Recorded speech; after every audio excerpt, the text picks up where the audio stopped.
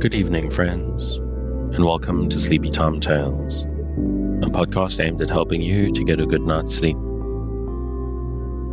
Do you find your mind troubled with the stresses of modern life, especially when the lights are out and you're trying to get a restful night? Does your spinning mind keep you awake? Follow my voice down the path towards a good night's rest. Listen to me tell a story that will keep your mind from wandering to your daytime problems, the ones you can't solve right now, and will be easier to solve well rested. Listen to my voice and allow yourself to drift, following the twists and turns of the story, but slowly letting go and drifting into sleep. Let my voice wash over you at a comfortable volume and allow yourself to be distracted from the stresses and worries that play on your mind. Whether you need help falling asleep or going back to sleep in the middle of the night, you can trust me to keep you company and help you to wake up tomorrow in a rested state. You may need to try out Sleepy Time Tales for a few nights to get used to the slightly strange idea, but I believe it will be well worth your while. I'm here to work with you, to create a safe space, a cocoon in which you can curl up and allow nature to take its course. So settle down, relax, and allow yourself to get lost in my telling of tonight's story. Before we get to tonight's reading, I'd like to ask for a few minutes of your time. Sleepy Time Tales is a listener-supported podcast. I can only keep it going, paying for the services and tools I use, and justify the time that I spend on it thanks to the generosity of listeners like you. So if you're finding Sleepy Time Tales useful, if it helps you to get a restful night and you'd like to keep it going out to thousands of your fellow insomniacs, please consider supporting on the Patreon at patreon.com/sleepytimetales. This is monthly support that helps me keep the lights on and gets you bonuses based on your contribution level. So go along there, take a look, and sign up if you're interested. You can also make once-off contributions to the tip jar on the website. And if you'd like to support the show without having to do so financially, just spread the word. If you know someone who's struggling to sleep and you think Sleepy Time Tales can help, tell them where to find it. And that's enough of that. Let's pick up in a slightly dark turn in Little Women.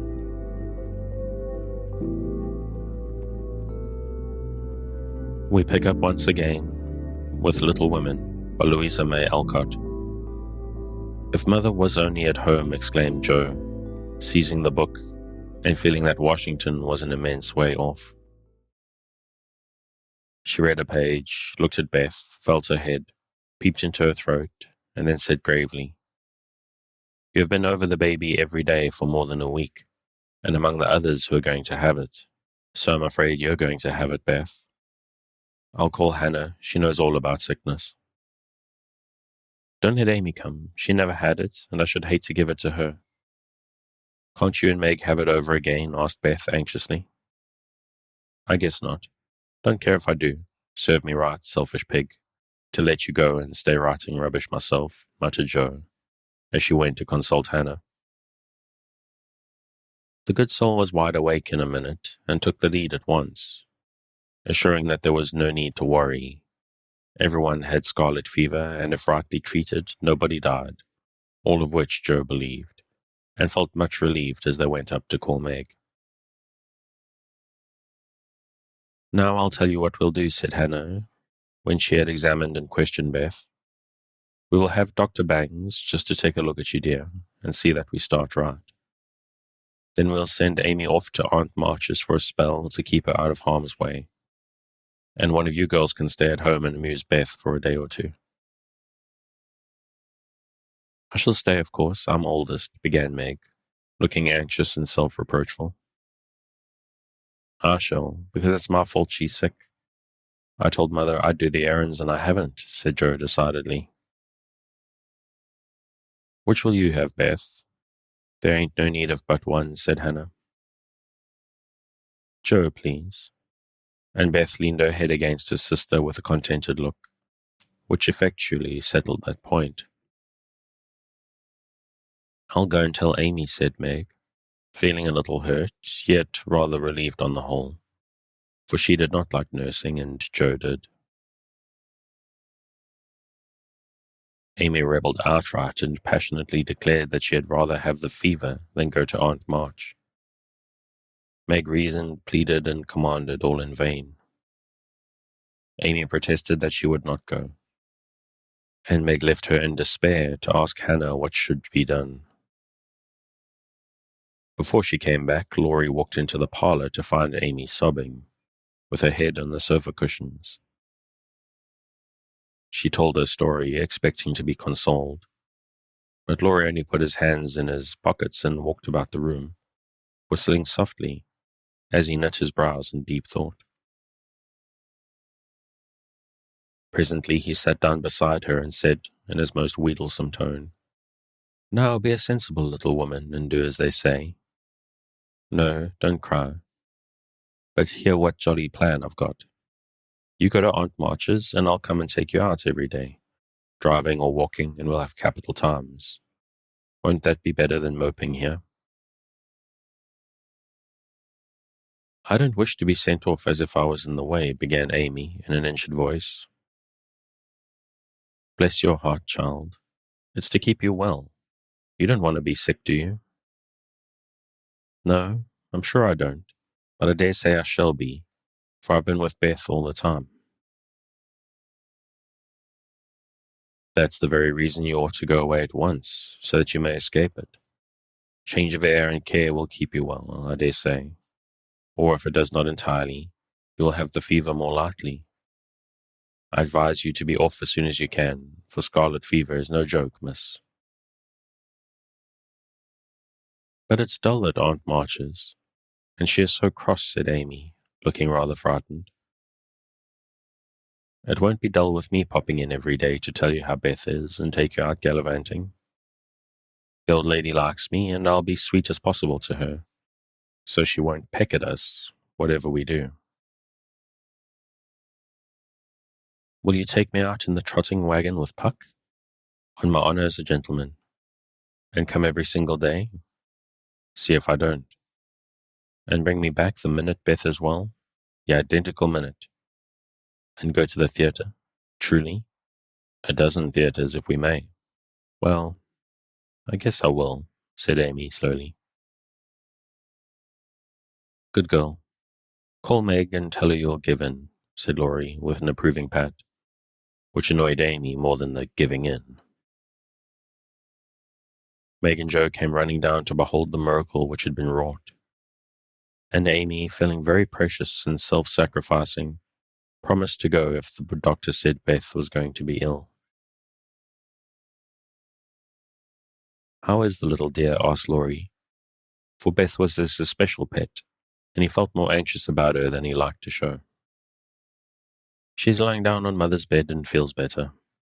The baby's death troubled her, but I dare say she's only got cold."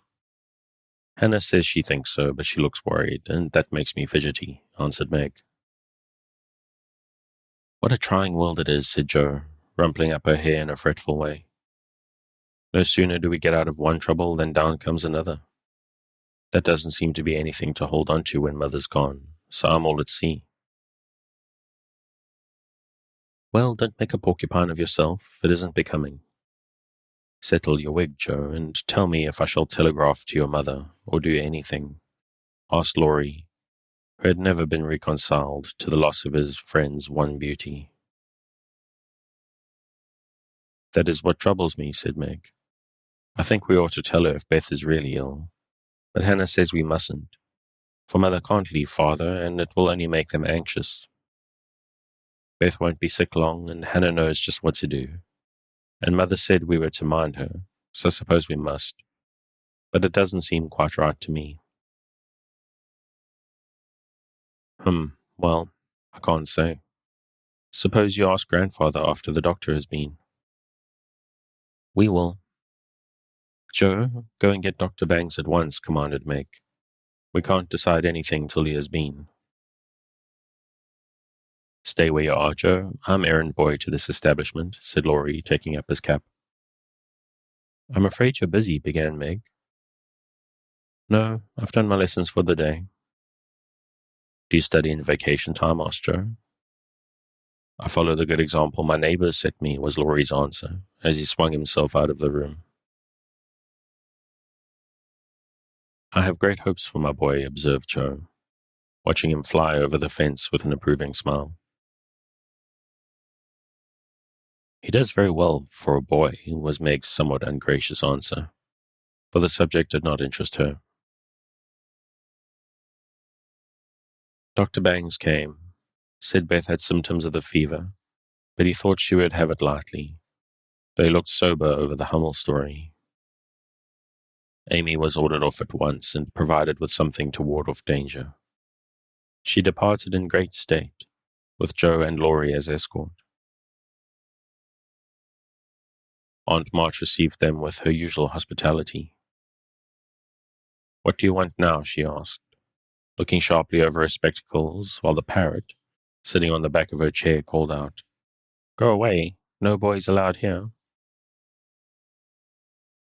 Laurie retired to the window and Joe told her story. "No more than I expected, if you're allowed to go poking among poor folks. Amy can stay and make herself useful if she isn't sick, which I've no doubt she will be. Looks like it now. Don't cry, child. It worries me to hear people sniff." Amy was on the point of crying, but Laurie slyly pulled the parrot's tail, which caused Polly to utter an astonished croak and call out, "Bless my boots," in such a funny way that she laughed instead. "What do you hear from your mother?" asked the old lady gruffly. "Father is much better," replied Joe, trying to keep sober. "Oh, is he? Well, that won't last long, I fancy. March never had any stamina," was the cheerful reply. "Ha ha, never say die. Take a pinch of snuff. Goodbye, goodbye," squalled Polly, dancing on her perch, and clawing at the old lady's cap as Laurie tweaked him in the rear. "Hold your tongue, you disrespectful old bird. And Joe, you'd better go at once. It isn't proper to be gadding about so late with a rattle-pated boy like—" "Hold your tongue, you disrespectful old bird," cried Polly, tumbling off the chair with a bounce, and running to peck the rattle-pated boy, who was shaking with laughter at the last speech. "I don't think I can bear it, but I'll try," thought Amy, as she was left alone with Aunt March. "Get along, you fright," screamed Polly, and at that rude speech Amy could not restrain a sniff. Chapter 18. Dark Days. Beth did have the fever, and was much sicker than anyone but Hannah and the doctor suspected. The girls knew nothing about illness, and Mr. Lawrence was not allowed to see her, so Hannah had everything her own way, and busy Dr. Bangs did his best, but left a good deal to the excellent nurse. Meg stayed at home lest she should infect the Kings and kept house, feeling very anxious and a little guilty when she wrote letters in which no mention was made of Beth's illness. She could not think it right to deceive her mother, but she had been bidden to mind Hannah, and Hannah wouldn't hear of Mrs. March being told and worried for such a trifle. Jo devoted herself to Beth day and night. Not a hard task, for Beth was very patient, and bore her pain uncomplainingly as long as she could control herself. But there came a time when during the fever fits she began to talk in a hoarse, broken voice, to play on the coverlet, as if on her beloved little piano, and tried to sing with a throat so swollen that there was no music left. A time when she did not know the familiar faces around her, but addressed them by wrong names, and called imploringly for her mother. Then Jo grew frightened. Meg begged to be allowed to write the truth, and even Hannah said she would think of it, though there was no danger yet. A letter from Washington added to their trouble, for Mr. March had had a relapse, and could not think of coming home for a long while. How dark the days seemed now, how sad and lonely the house, and how heavy were the hearts of the sisters as they worked and waited, while the shadow of death hovered over the once happy home. Then it was that Margaret, sitting alone with tears dropping often on her work, felt how rich she had been in things more precious than any luxuries money could buy. In love, protection, peace, and health, the real blessings of life. Then it was that Jo, living in the darkened room, with that suffering little sister always before her eyes, and that pathetic voice sounding in her ears, learned to see the beauty and sweetness of Beth's nature, to feel how deep and tender a place she filled in all hearts, and to acknowledge the worth of Beth's unselfish ambition to live for others, and make home happy by that exercise of those simple virtues which all may possess, and which all should love and value more than talent, wealth, or beauty. And Amy, in her exile, longed eagerly to be at home, that she might work for Beth, feeling now that no service would be hard or irksome, and remembering, with regretful grief, how many neglected tasks those willing hands had done for her. Laurie haunted the house like a restless ghost, and Mr. Lawrence locked the grand piano, because he could not bear to be reminded of the young neighbour who used to make the twilight pleasant for him. Everyone missed Beth. The milkman, baker, grocer, and butcher inquired how she did. Poor Mrs. Hummel came to beg pardon for her thoughtlessness, and to get a shroud for Minna. The neighbours sent all sorts of comforts and good wishes, and even those who knew her best to find how many friends shy little Beth had made. Meanwhile, she lay on her bed with old Joanna at her side, for even in her wandering she did not forget her forlorn protégé. She longed for her cats, but would not have them brought, lest they should get sick. And in her quiet hours she was full of anxiety about Jo. She sent loving messages to Amy, bade them tell her mother that she would write soon, and often begged for pencil and paper to try to say a word, that father might not think she had neglected him. But soon, even these intervals of consciousness ended, and she lay hour after hour, tossing to and fro, with incoherent words on her lips, or sank into a heavy sleep which brought her no refreshment. Dr. Bangs came twice a day. Hannah sat up at night. Meg kept a telegram in her desk all ready to send off at any minute, and Jo never stirred from Beth's side. The 1st of December was a wintry day indeed to them, for a bitter wind fell, snow blew fast, and the year seemed getting ready for its death. When Dr. Bangs came that morning, he looked long at Beth. He held the hot hand in his own for a minute and laid it gently down, saying, in a low voice to Hannah, if Mrs. March can leave her husband, she'd better be sent for. Hannah nodded without speaking, for her lips twitched nervously. Meg dropped down into her chair as the strength seemed to go out of her limbs at the sound of those words, and Jo, standing with a pale face for a minute, ran to the parlour, snatched up the telegram, and throwing on her things, rushed out into the storm. She was soon back, and while noiselessly taking off her cloak, Laurie came in with a letter, saying that Mr. March was mending again. Jo read it thankfully, but the heavy weight did not seem lifted off her heart, and her face was so full of misery that Laurie asked quickly, "What is it? Is Beth worse?" "I've sent for Mother," said Jo, tugging at her rubber boots with a tragic expression. "Good for you, Jo. Did you do it on your own responsibility?" asked Laurie, as he seated her in the hall chair and took off the rebellious boots, seeing how her hands shook. "No, the doctor told us to." "Oh, Jo, it's not so bad as that," cried Laurie with a startled face. Yes, it is. She doesn't know us. She doesn't even talk about the flocks of green doves, as she calls the vine leaves on the wall. She doesn't look like my Beth, and there's nobody to help us bear it. Mother and father both gone, and God seems so far away I can't find him.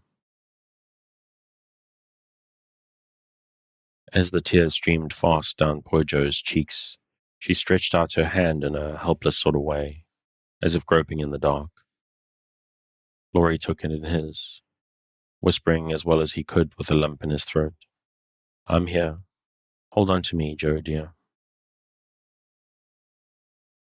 She could not speak, but she did hold on, and the warm grasp of the friendly human hand comforted her sore heart, and seemed to lead her nearer to the divine arm which alone could uphold her in her trouble. Laurie longed to say something tender and comfortable, but no fitting words came to him. So he stood silent, gently stroking her bent head as her mother used to do. It was the best thing he could have done, far more soothing than the most eloquent words. For Jo felt the unspoken sympathy, and in the silence learned the sweet solace which affection administers to sorrow. Soon she dried the tears which had relieved her, and looked up with a grateful face. "Thank you, Teddy, I'm better now. I don't feel so forlorn, and will try to bear it if it comes. Keep hoping for the best, that will help you, Jo. Soon your mother will be here, and then everything will be all right. I'm so glad father is better. Now she won't feel so bad about leaving him. Oh me, it does seem as if all the troubles came in a heap, and I got the heaviest part on my shoulders," sighed Jo, spreading her wet handkerchief over her knees to dry. "Doesn't Meg pull fair?" asked Laurie, looking indignant. "Oh yes, she tries to. But she can't love Bethy as I do, and she won't miss her as I shall. Beth is my conscience, and I can't give up. I can't. Down went Jo's face into the wet handkerchief, and she cried despairingly, for she had kept up bravely till now, and never shed a tear. Laurie drew his hand across his eyes, but could not speak till he had subdued the choky feeling in his throat, and steadied his lips. It might be unmanly, but he couldn't help it, and I'm glad of it. Presently, as Jo's sobs quieted, he said hopefully, "I don't think she will die. She's so good, and we all love her so much. I don't believe God will take her away yet." "The good and dear people always do die," groaned Jo. But she stopped crying, for her friend's words cheered her up, in spite of her own doubts and fears. "Poor girl, you're worn out. It doesn't like you to be forlorn. Stop a bit, I'll hearten you up in a jiffy." Laurie went off 2 stairs at a time, and Jo laid her weary head down on Beth's little brown hood, which no one had thought of moving from the table where she left it. It must have been possessed of some magic, for the submissive spirit of its gentle owner seemed to enter into Jo, and when Laurie came running down with a glass of wine, she took it with a smile and said bravely, "I drink. Health to my Beth. You're a good doctor, Teddy, and such a comfortable friend. How can I ever pay you?" she added, as the wine refreshed her body, as the kind words had done her troubled mind. "I'll send my bill by and by, and tonight I'll give you something that will warm the cockles of your heart better than quarts of wine," said Laurie, beaming at her with a face of suppressed satisfaction at something. "What is it?" cried Jo, forgetting her woes for a minute in her wonder. "I telegraphed to your mother yesterday, and Brooke answered she'd come at once. She'll be here tonight, and everything will be all right. Aren't you glad I did it?" Laurie spoke very fast and turned red and excited all in a minute, for he had kept his plot a secret, for fear of disappointing the girls or harming Beth.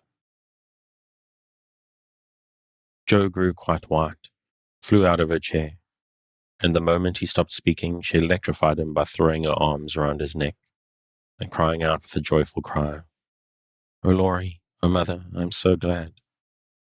She did not weep again, but laughed hysterically, and trembled and clung to her friend as if she was a little bewildered by the sudden news. Laurie, though decidedly amazed, behaved with great presence of mind.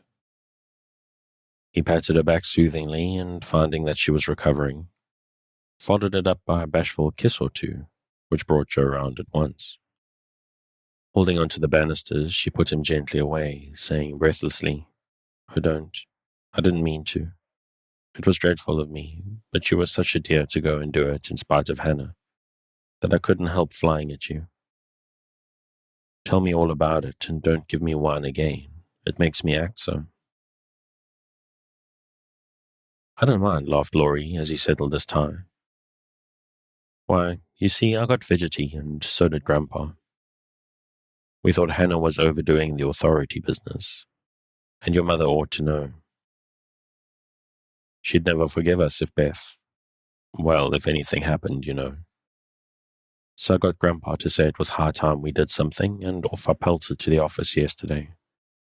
For the doctor looked sober, and Hannah almost took my head off when I proposed a telegram. I can never bear to be lorded over, so that settled my mind, and I did it. Your mother will come, I know, and the late train is in at 2 a.m. I shall go for her, and you've only got to bottle up your rapture and keep Beth quiet till that blessed lady gets here. Laurie, you're an angel. How shall I ever thank you?" "Fly at me again. I rather liked it," said Laurie, looking mischievous, a thing he had not done for a fortnight. "No, thank you. I'll do it by proxy when your grandpa comes. Don't tease, but go home and rest, for you'll be up half the night. Bless you, Teddy. Bless you."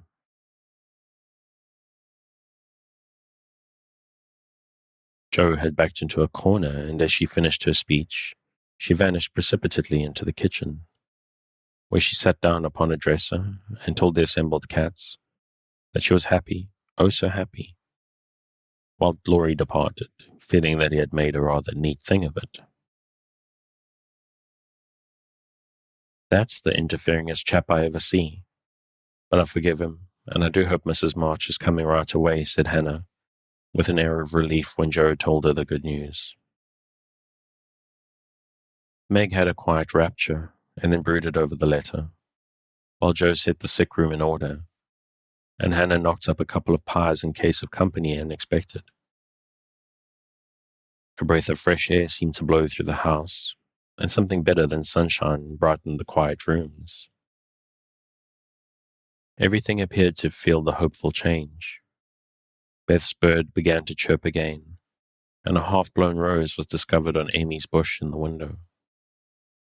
The fire seemed to burn with unusual cheeriness, and every time the girls met, the pale faces broke into smiles as they hugged one another, whispering encouragingly, "Mother's coming, dear, Mother's coming."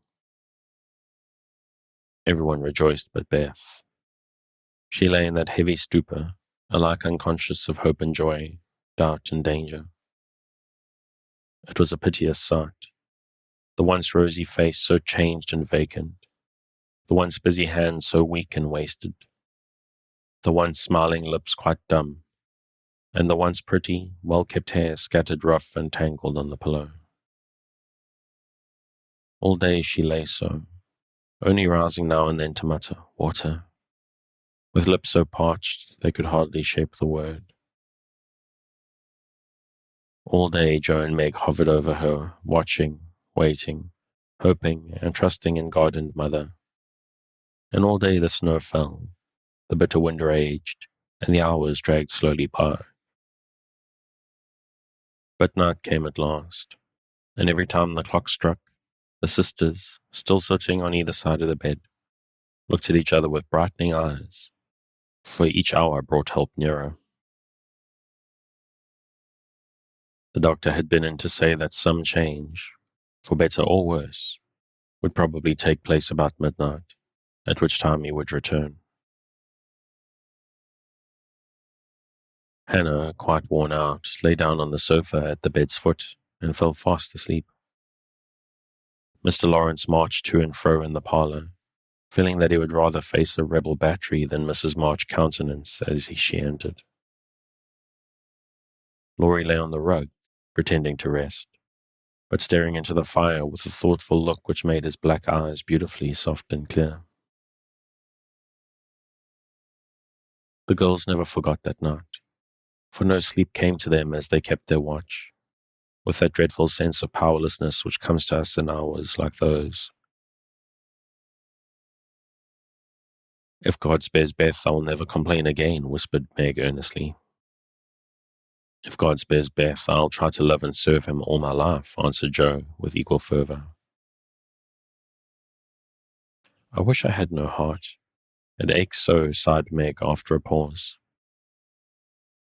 "If life is often as hard as this, I don't see how we shall ever get through it," asked her sister despondently. Here the clock struck 12, and both forgot themselves in watching Beth, for they fancied a change passed over her wan face. The house was still as death, and nothing but the wailing of the wind broke the deep hush. Weary Hannah slept on, and no one but the sisters saw the pale shadow which seemed to fall upon the little bed. An hour went by, and nothing happened, except Laurie's quiet departure for the station. Another hour, still no one came, and anxious fears of delay in the storm, or accidents by the way, or, worst of all, a great grief in Washington, haunted the girls. It was past 2 when Joe, who stood at the window thinking how dreary the world looked in its winding sheet of snow, heard a movement by the bed,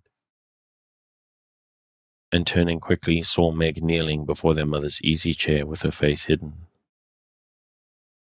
A dreadful fear passed coldly over Joe as she thought, "Beth is dead and Meg is afraid to tell me."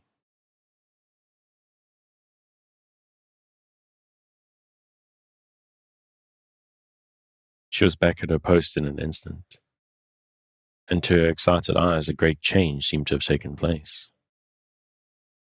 The fever flush and the look of pain were gone, and the beloved little face looked so pale and peaceful in its utter repose that Joe felt no desire to weep or to lament.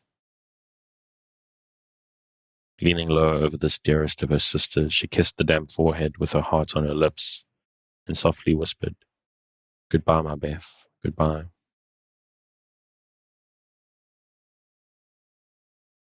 As if awakened by the stir, Hannah started out of her sleep, hurried to the bed, looked at Beth, felt her hands, listened at her lips, and then, throwing her apron over her head, sat down to rock to and fro, exclaiming under her breath, "The fever's turned. She's sleeping natural. Her skin's damp and she breathes easy. Praise be given. Oh my goodness me." Before the girls could believe the happy truth, the doctor came to confirm it. He was a homely man, but they thought his face quite heavenly when he smiled and said, with a fatherly look at them, "Yes, my dears, I think the little girl will pull through this time. Keep the house quiet, let her sleep, and when she wakes, give her." What they were to give, neither heard, for both crept into the dark hall, and sitting on the stairs held each other close, rejoicing with hearts too full for words. When they went back to be kissed and cuddled by faithful Hannah, they found Beth lying, as she used to do, with her cheek pillowed on her hand, the dreadful pallor gone, and breathing quietly, as if just fallen asleep.